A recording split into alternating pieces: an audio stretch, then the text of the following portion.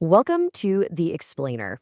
We are living through this just massive explosion in AI creativity. It feels totally new, right? But what if I told you we've seen this movie before? Today, we're going to dig into a really cool question. Are we in a new Bauhaus moment? So think about it. Back in the early 20th century, you had these game changers, mass production, the automobile, the radio. They completely reshaped society. And now? Well, now we've got the internet, AI, biotechnology.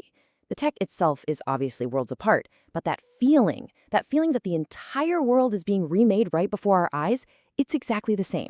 All right, I know what you're thinking. A German art school from 100 years ago. What on earth does that have to do with today's tech? And yeah, it might sound like a bit of a stretch, but trust me, the story of the Bauhaus is this amazing lens for understanding what's happening with AI right now. The parallels are just, wow, they're really revealing. You see, the Bauhaus wasn't just about, making pretty paintings or weird chairs. It was a whole philosophy. These folks looked at the rise of factories and machines, this new, powerful technology, and they didn't see a threat. No, they saw a brand new toolbox for artists and designers. Their whole goal was to figure out, okay, how do we create a new style, a new aesthetic for this new industrial age? But here's where the story takes a really wild turn. The Bauhaus was actually shut down by the Nazi regime, who called its style degenerate art. And in this, crazy twist of fate, that's what made the movement go global. The teachers and students, they had to flee Germany, and they took these revolutionary ideas with them, spreading them all over the world. It's the reason our cities, our furniture, even the phone in your hand look the way they do today. And that brings us right back to our moment. Just like the people who witnessed the first cars rolling down the street or heard the first voices on the radio, we're feeling that same mix of emotions. On one hand, there's this incredible excitement about what's possible. But on the other, there's also a little bit of unease, right? A little bit of fear about what all this change means. It's that same feeling of standing on the brink of something massive. So if the Bauhaus was all about uniting art with industrial technology, what's our version of that today? Well, it's AI. But specifically, it's AI putting the power to create, to build the future into the hands of everyone, not just the hardcore engineers. And get this, you can do it without writing a single line of code. I mean, for decades, that was the big wall, wasn't it? If you had a great idea for an app or a website, well, too bad unless you knew how to code. It was this exclusive club for people with super technical skills.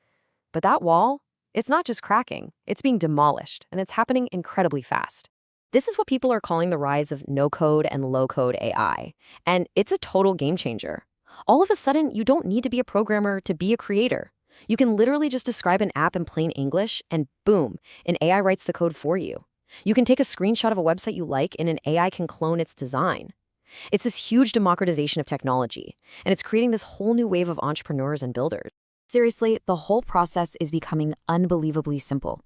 You can go from just a thought like, hey, I want an app to track my calories by taking pictures of my food, to having a working prototype in minutes. Not weeks, not months, minutes. The AI does all the heavy lifting in the background, just translating your words into a real functional app.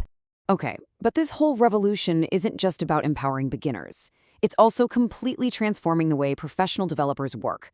For them, AI is becoming this essential co-pilot. It's not a replacement, not at all.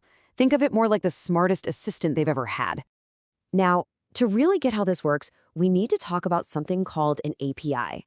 You've probably heard the term, but they're basically the unsung heroes of the internet. They're like these little messengers that let different applications talk to each other. A perfect example is the weather app on your phone. Your phone doesn't have its own weather station, right? Of course not. It uses an API to ask a weather service, hey, what's the forecast for this location? And the API brings back the answer. It's the glue that holds the modern web together. And that's where these AI code assistants enter the picture. You've got tools like the famous GitHub Copilot that plug right into a developer's coding environment. They're not a separate program you have to open. They're right there, acting like a superpowered partner, a collaborator in the actual process of writing code. And the impact is huge. I mean, industry analysis shows these things are massive productivity boosters. They're constantly suggesting what code to write next. They can spot bugs and errors almost instantly. They can even look at a confusing chunk of old code and explain it to you in plain English. Heck, they'll even write the boring test code to make sure everything works properly. It's all about taking great developers and just supercharging them. So, we've seen all this incredible power AI gives us to create and build. It's amazing. But it also forces us to ask a much bigger, much more important question. Just because we can build something with AI, does that mean we should? And if we do, how do we make sure we're building it responsibly? And this is so, so important to understand. Not all AI is created equal. Take a look at this. You can give the exact same prompt to two different AI models. One of them, which has safety guardrails built in, will refuse to answer. The other one, the uncensored one, it gives you a detailed step-by-step guide. Now, this isn't a glitch. It's a fundamental choice made by the creators of the AI, and it has massive ethical consequences. It's really the modern version of that same Bauhaus question. What kind of world are we trying to build with these new tools? Honestly, this might be the central question of our time. There are, and should be, very real concerns about how AI could be used, in things like autonomous weapons or by the military-industrial complex. We can't just sit back and hope for the best. We have to be proactive. We have to actively steer this technology towards applications that actually help people. So, what's the answer? Well, one of the most powerful solutions starts with education. We need to teach the next generation not just the how of using AI, but the why.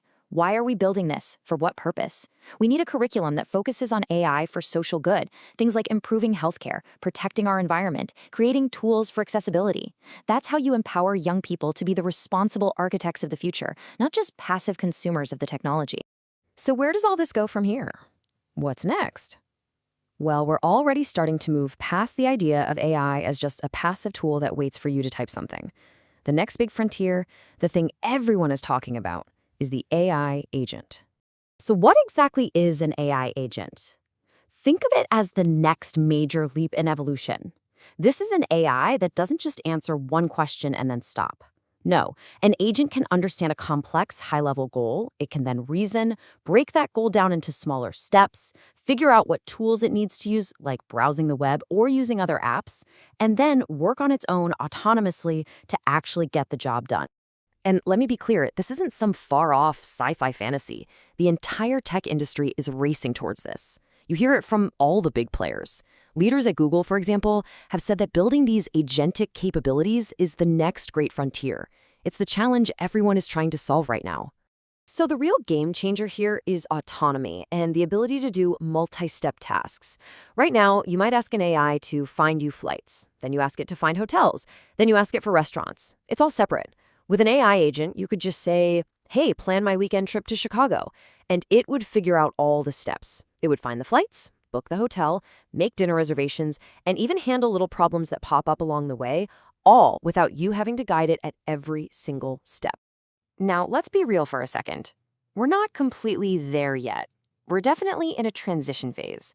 A true, fully autonomous agent that can handle any complex task you throw at it, that's still on the horizon. There are some really tough challenges left to solve, but all the building blocks are falling into place. Right now, as we speak, the path forward is getting clearer every single day. And that brings us full circle, right back to where we started. Just like the Bauhaus movement a century ago wrestled with how to blend technology with human values and purpose, we are facing that exact same choice. This incredible AI creation revolution, its future doesn't just depend on how clever our code is. It depends on the wisdom, the ethics, the human values that we decide to build into it from the very beginning. AI is learning to act. The only question that matters now is, what are we going to teach it?